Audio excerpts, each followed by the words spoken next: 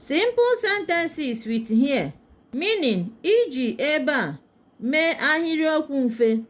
We are going to use this word here, meaning ebe a, to make simple sentences now. Igbo, English. The first sentence is ego na nne ya nọ ebe a. Ego na nne ya nọ ebe a, meaning Ego and her mother are here. Ha nọ ebe a ugbu a. Ha nọ ebe a ugbu a.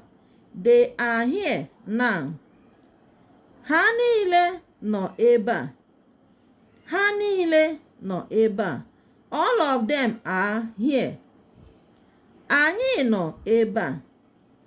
Anyị nọ ebe a. We are here. Maazị Okeke nọ ebe a. Maazị Okeke nọ ebe a, meaning Maazị Okeke is here. Ọ nọ ebe a. Ọ nọ ebe a, meaning he is here. You can see that we use the same color marker to identify same words for easy understanding, both in Igbo and in English. You can see that ya means her. Ya also means he. So like and share our videos. Follow us for more. Bye.